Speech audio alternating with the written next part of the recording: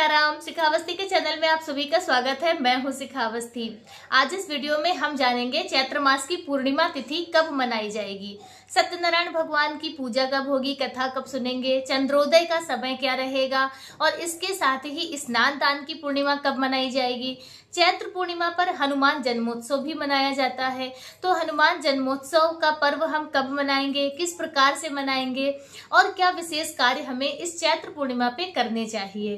तो चैत्र पूर्णिमा और हनुमान जन्मोत्सव से संबंधित बहुत सारी महत्वपूर्ण बातें आज आपको इस वीडियो के माध्यम से प्राप्त होंगी। वीडियो लास्ट तक देखिएगा। अच्छा लगे तो लाइक कमेंट शेयर कीजिए और चैनल पे यदि पहली बार आए हैं तो चैनल को सब्सक्राइब जरूर कीजिए। देखिए, पूर्णिमा तिथि अपने हिंदू सनातन धर्म में बेहद खास मानी जाती है, बहुत ही ज्यादा महत्वपूर्ण होती है। पूर्णिमा तिथि जिसे हम पूर्णमासी भी कहते हैं। तो आज की तिथि जो पूर्णिमा तिथि होती है उस दिन हमारा महीना पूर्ण होता है और दूसरी तरफ देखा जाए तो पूर्णिमा तिथि से ही दूसरा महीना भी हमारा प्रारंभ होता है। तो इसलिए पूर्णिमा तिथि पर हम जो भी शुभ कर्म करते हैं तो उसका असर हमारे जीवन पे जरूर पड़ता है। इसीलिए अपने धर्म में कहा जाता है कि पूर्णिमा तिथि पर हमें कुछ ना कुछ शुभ कर्म जरूर करने चाहिए। और फिर जब बात आए चैत्र पूर्णिमा की तो वह और भी ज्यादा खास है, क्योंकि चैत्र पूर्णिमा पर ही हमारे भगवान श्री हनुमान जी का जन्मोत्सव भी मनाया जाता है। भगवान भोलेनाथ के 11वें रुद्रावतार माने जाते हैं श्री हनुमान जी, तो उनका अवतार भी इसी पूर्णिमा तिथि पर हुआ था, तो जिसे हम लोग हनुमान जन्मोत्सव के रूप में बड़े ही धूमधाम से, बड़े ही श्रद्धा के साथ मनाते हैं। तो यह जो चैत्र पूर्णिमा है 2025 में, जिसे यह हमारे सनातन धर्म की जो हमारा हिंदू कैलेंडर है उसके अनुसार वर्ष की पहली पूर्णिमा तिथि होती है। तो जो भी कार्य हम इस पूर्णिमा से प्रारंभ करेंगे तो प्रयास करेंगे कि आगे के महीनों में जो भी पूर्णिमा तिथि आती जाएंगी उनमें हम और भी ज्यादा बढ़ाते चले जाएंगे। एक संकल्प के साथ इस पूर्णिमा तिथि पे हम लोग जो शुभ कर्म करने हैं वह करेंगे। तो यह पूर्णिमा तिथि 12 अप्रैल दिन शनिवार को मनाई जाएगी। पूर्णिमा तिथि प्रारंभ हो जाएगी 12 अप्रैल की सुबह प्रातःकाल 3:21 से और 13 अप्रैल को 5:51 तक पूर्णिमा तिथि रहेगी। और अपने हिंदू सनातन धर्म में सूर्योदय कालीन जो तिथि होती है, सूर्योदय के समय जो तिथि विद्यमान रहती है वही मानी जाती है। तो और इसमें यह जो पूर्णिमा तिथि है यह पूर्ण है। देखिए, सुबह सूर्योदय के समय भी हमें पूर्णिमा तिथि मिलेगी और शाम को चंद्रोदय के समय में भी पूर्णिमा तिथि रहेगी। तो 12 अप्रैल को ही हम हनुमान जन्मोत्सव भी मनाएंगे, स्नान दान की पूर्णिमा भी मनाएंगे, सत्यनारायण भगवान की कथा और उनका व्रत भी हम 12 अप्रैल को ही करेंगे।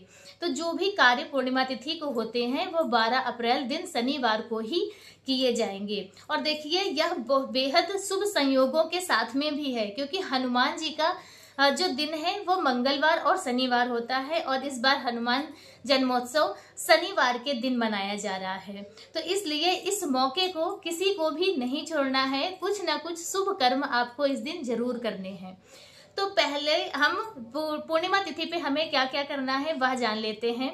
देखिए, पूर्णिमा तिथि पर किसी पवित्र नदियों में स्नान करने की बहुत ही ज्यादा महत्वता होती है, बहुत ही ज्यादा खास माना जाता है, क्योंकि पूर्णिमा तिथि को जो चंद्रदेव होते हैं वो अपनी 16 कलाओं से पूर्ण होते हैं। चंद्रमा की जो किरणें होती हैं उनसे कहते हैं कि औषधीय किरणें आती हैं, अमृत वाली किरणें आती हैं, इसीलिए और उसका असर जो खुला जल होता है उसमें ज्यादा रहता है। इसीलिए पवित्र नदियों में स्नान करने का महत्व पूर्णिमा तिथि पे जरूर होता है और जहां तक प्रयास हो सके तो पूर्णिमा तिथि पे खुले पवित्र नदियों में स्नान जरूर करना चाहिए। यदि आप नहीं जा सकते हैं तो कोई बात नहीं, गंगा जल इत्यादि डाल के अपने स्नान वाले जल में डालकर आप स्नान करें। लेकिन पूर्णिमा तिथि पर कहते हैं कि सूर्योदय से पहले स्नान जरूर कर लेना चाहिए, यह भी बहुत ही ज्यादा शुभ माना जाता है। तो स्नान इत्यादि करने के बाद आप सूर्य भगवान को जल जरूर अर्पित करें। लक्ष्मी नारायण भगवान की विधिवत पूजा अर्चना पूर्णिमा तिथि पे जरूर करनी चाहिए। इसके साथ ही भगवान भोलेनाथ का अभिषेक जरूर करना चाहिए, क्योंकि पूर्णिमा तिथि चंद्रदेव की भी तिथि होती है और भगवान भोलेनाथ के मस्तक पे चंद्र नारायण विराजमान होते हैं। तो जब हम भोले बाबा की पूजा करते हैं तो स्वयं चंद्रदेव की पूजा हो जाती है। इसके साथ ही इसके साथ ही देखिए पूर्णिमा तिथि पर अन्नदान का विशेष महत्व होता है। तो आपको एक ब्राह्मण दंपति को भोजन पूर्णिमा तिथि पर जरूर कराना चाहिए। यदि आप भोजन नहीं करा सकते हैं तो कच्चा अनाज भी आप निकाल सकते हैं, जिसे सीधा कहा जाता है। तो आप सीधा निकाल दें, जिसमें आटा, दाल, चावल, फल, सब्जी, मिठाई और दक्षिणा इत्यादि रखकर आप वह किसी मंदिर में किसी ब्राह्मण को दान कर दें। तो इस प्रकार से आपका अन्नदान हो जाएगा। और पूर्णिमा तिथि पर चंद्रमा जो होते हैं उनकी विशेष रूप से पूजा होती है। कहते हैं कि पूर्णिमा तिथि पर जो व्यक्ति चंद्रमा की पूजा करता है तो उस पर माता लक्ष्मी की विशेष कृपा प्राप्त होती है उसे, क्योंकि चंद्र नारायण माता लक्ष्मी के भाई माने जाते हैं। तो इसलिए पूर्णिमा तिथि पर चाहे आप व्रत नहीं भी रखते हैं, फिर भी पूर्णिमा तिथि को शाम के समय जब चंद्रोदय होता है तो उस समय आप स्नान कर लें, साफ स्वच्छ वस्त्र धारण कर लें और फिर चंद्रमा की पूजा जरूर करें। चंद्रमा की पूजा में आपको कुछ नहीं करना है, बस एक लोटे में जल ले लीजिए, उसमें कच्चा दूध, मिश्री, बतासे जो भी हो आपके पास, सफेद रंग का पुष्प डाल के और उन्हें अर्घ दान करें, धूप दीप दिखा के परिक्रमा कर लें, उनकी स्तुति कर लें। तो यदि आप यह करते हैं तो आप पे माता लक्ष्मी का विशेष आशीर्वाद प्राप्त होगा और चंद्र नारायण का भी प्रभाव जो है वह आपके ऊपर अशुभ रहेगा। तो इस प्रकार से आप अपनी पूर्णिमा तिथि पर यह कार्य कर सकते हैं। और 12 अप्रैल को चंद्रोदय का समय क्या रहेगा वो भी जान लीजिए। 6:18 पे चंद्रोदय का जो समय है वो बताया जा रहा है। तो इस समय चंद्रोदय होगा, आप चंद्र नारायण की पूजा जरूर करें। तो अब हम बात कर लेते हैं हनुमान जन्मोत्सव की, कि हमें हनुमान जन्मोत्सव किस प्रकार से मनाना है। तो देखिए, यह जो चैत्र मास की पूर्णिमा तिथि है, इस दिन हमारे हनुमान जी का अवतार हुआ था और उनका जन्मोत्सव हम आज के दिन मनाते हैं। तो आज के दिन सभी को हनुमान जी के मंदिर जरूर जाना चाहिए, उनके दर्शन करने चाहिए और हनुमान चालीसा का पाठ करना चाहिए, बजरंग बाण का पाठ करना चाहिए। यदि आपके पास समय हो तो आप सुंदर कांड का पाठ भी वहां कर सकते हैं मंदिर में बैठकर।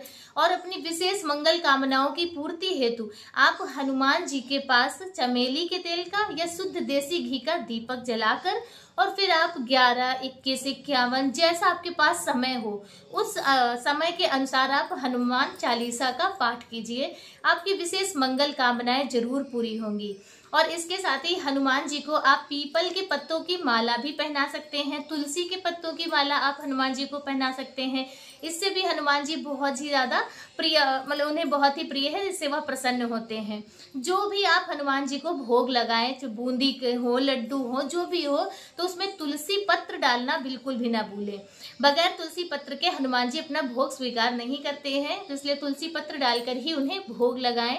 और आज के दिन कहते हैं जो भी हनुमान जी की पूजा अर्चना उपासना करता है तो उसके जीवन की विघ्न बाधाएं, संकट मोचन, सभी संकटों को दूर करते हैं। तो इस प्रकार से आपको हनुमान जन्मोत्सव भी मनाना है। और जो भी आपके पास घर के आसपास मंदिर हो वहां आप जाके दर्शन जरूर करें। और हनुमान जन्मोत्सव के दिन श्री रामचंद्र जी की पूजा माता सीता के साथ में जरूर करें, क्योंकि कहते हैं कि हनुमान जी भगवान राम को पिता स्वरूप मानते हैं। तो जिसके पिता को आप आदर सत्कार उनकी पूजा अर्चना करेंगे तो पुत्र अपने आप ही प्रसन्न हो जाते हैं। तो आप हनुमान जन्मोत्सव के दिन हनुमान जी के साथ में श्री राजा रामचंद्र जी की भी पूजा और उपासना जरूर करें। तो चैत्र पूर्णिमा से संबंधित आज का वीडियो मेरा बस इतना ही। वीडियो मेरा कैसा लगा कमेंट करके जरूर बताएं। मिलते हैं दूसरे वीडियो में किसी दूसरी जानकारी के साथ। तब तक के लिए श्री सीताराम, जय श्री राम।